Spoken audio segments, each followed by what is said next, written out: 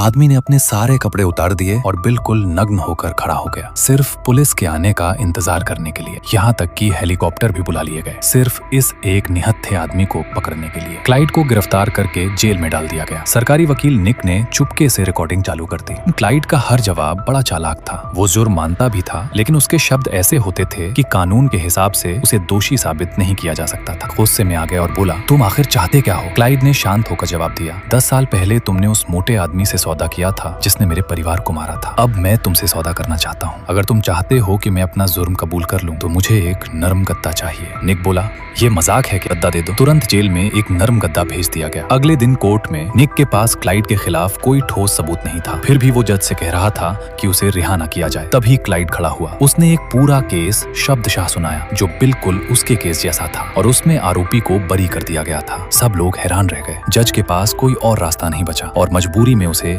Clyde को बरी करना पड़ा। क्लाइड हंसने लगा, फिर उसने जज का मजाक उड़ाया, उसे गालियां दी और कहा, मैं अपराधी हूँ, फिर भी तुमने मुझे छोड़ दिया, ठीक वैसे ही जैसे 10 साल पहले तुमने मेरी पत्नी और बेटी के कातिल को छोड़ दिया था। कहाँ है इंसाफ, कहाँ है कानून? ये कहकर क्लाइड ने जज को तमाचा मार दिया और फिर वहीं खड़े खड़े अपना जुर्म कबूल कर लिया। जज गुस्से से आग बबूला हो गया और क्लाइड को तुरंत वापस लॉकअप में डाल दिया गया। रात को निक फिर उससे मिलने आया। क्लाइड ने अपना वादा निभाया। उसने अपना जुर्म कबूल किया और एक एक डिटेल के साथ बताया कि उसने क्या किया। लेकिन फिर उसने नई शर्त रख दी, कल दोपहर 1 बजे मुझे medium rare Michelin star steak चाहिए, साथ में साइड डिश, और खाते समय म्यूजिक भी बजना चाहिए। निक हंस पड़ा, ये कभी नहीं होगा। क्लाइड बोला, सोच लो, अपनी नौकरी छोड़ना घाटे का सौदा नहीं है। दरिया वही वकील है जिसने 10 साल पहले उस मोटे आदमी का केस लड़ा था। निक को यकीन नहीं हुआ। क्लाइड तो जेल में है, वो बाहर से किसी को कैसे किडनैप कर सकता है? फिर भी उसने जांच करवाई और पता चला दरिया पिछले 3 दिनों से गायब है। अब सब घबरा गए और तुरंत क्लाइड की सारी मांगे पूरी करने लगे। लेकिन जेलर ने जानबूझकर सिक्योरिटी चेक में देरी कर दी। जब खाना पहुंचा, क्लाइड बोला, तुम 8 मिनट लेट हो। फिर भी उसने वादा निभाया